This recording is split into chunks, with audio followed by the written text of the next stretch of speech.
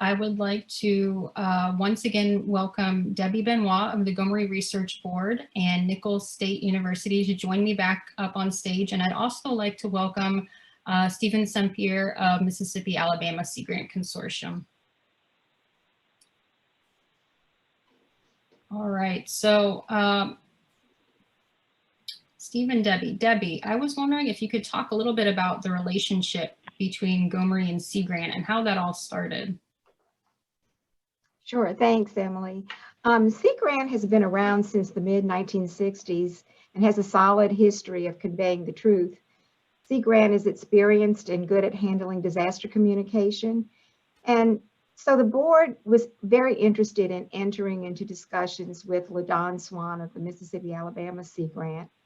And Steve Sempier was also with us when we solicited a proposal on how Sea Grant specialists across the Gulf region could join together to help GoMRI explain scientific findings to the many different types of stakeholders that we had in the region. Specifically, we were desiring to reach those who live, work, and recreate along the Gulf Coast. That was our initial thoughts when we had these first discussions. Okay. Also, I was wondering if you could share a little bit about this partnership and why you felt that it was needed to share oil spill science in our coastal communities. Well, a key part of GoMRI's mission is to improve society's ability to understand, respond to, and mitigate the impacts of petroleum pollution and related stressors on the marine and coastal ecosystems.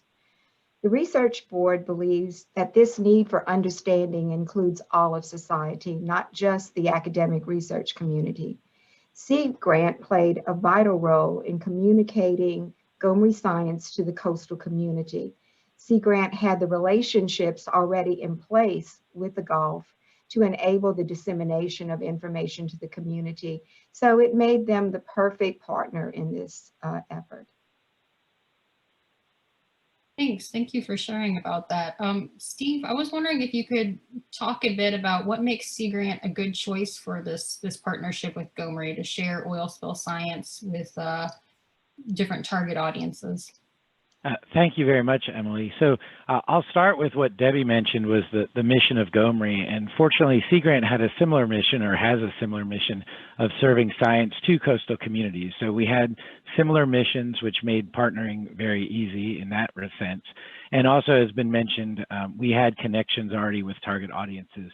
That was achieved through a suite of Sea Grant professionals. There's almost 100 Sea Grant professionals just in the Gulf of Mexico that work in extension, outreach, and education, and they live, work, and play in the communities they serve. So as you heard even in the video just a few minutes ago, that local connections, those local relationships are essential. And so because Sea Grant had those relationships with the audiences that Debi mentioned too, the fishing community, tourism industry, resource managers, and others, we were excited to have this opportunity to work directly with GoMRI on this partnership.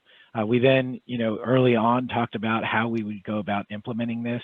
The GoMRI Consortia had outstanding outreach activities as well, and Debi, as co-chair for the outreach committee, had a suite of activities that they already had underway.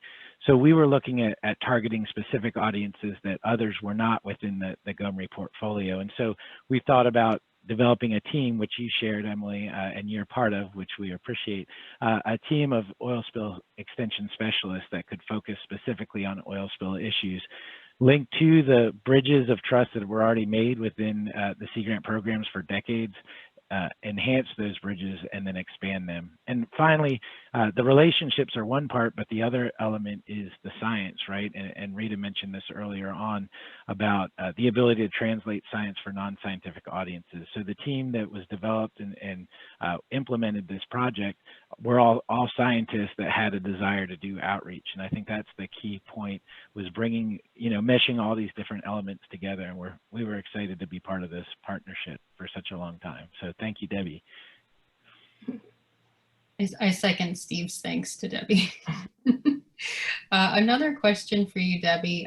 What kinds of outreach has Sea Grant undertaken while funded by GoMRI, and what sort of benefit has GoMRI seen from this outreach? Well, quite a few, but producing targeted publications is what Sea Grant does really well.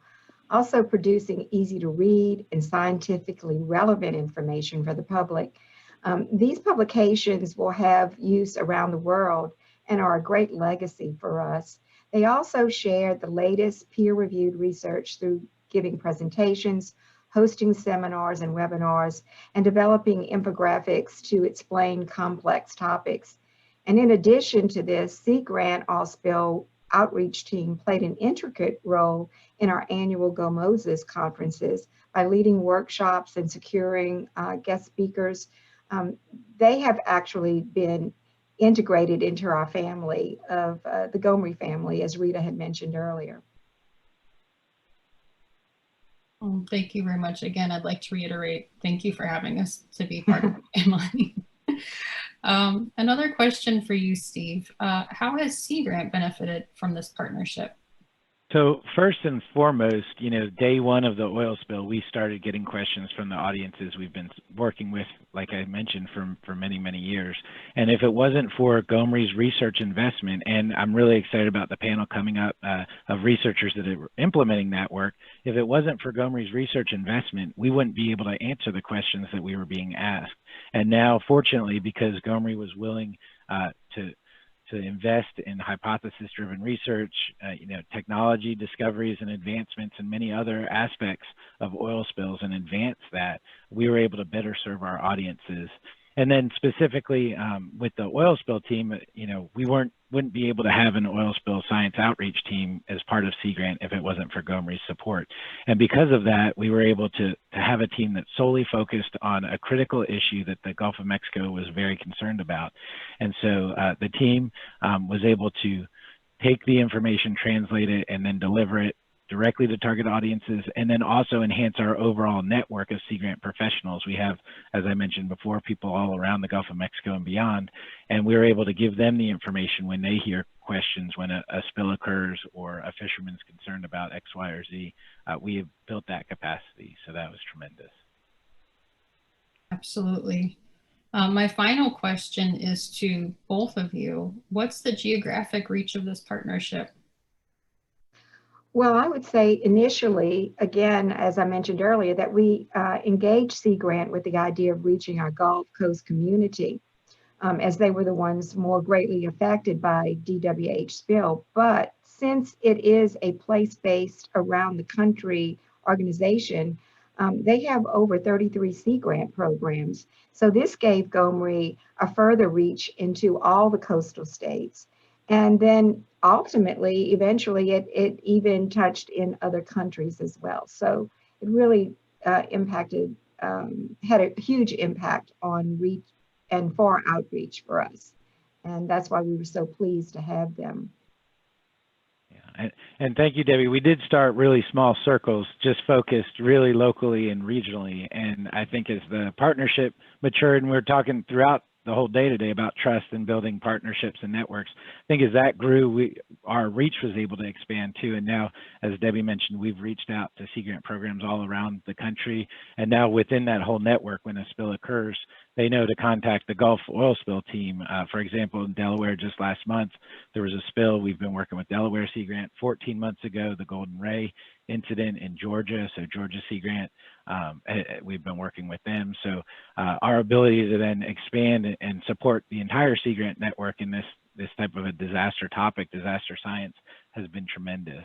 So we really appreciate that. Plus connecting, Chuck showed that image of scientists all over the country, and connecting local Sea Grant programs to the scientists outside the Gulf has been a fun activity as well, and I think advantageous long term. Steve, I also think it's interesting that you were contacted by Spain, was it, to do a workshop there? Yeah, so right before COVID, they were close to, there was a team within NOAA going down actually to Brazil, and that was starting to formalize, and then everything kind of shut down. But there's been a few other incidences too. I know Emily's been back to China to share oil spill science there, so it's been a great experience. Definitely. Well, I would just like to say thank you again to Debbie and to both of you for taking part in this panel discussion.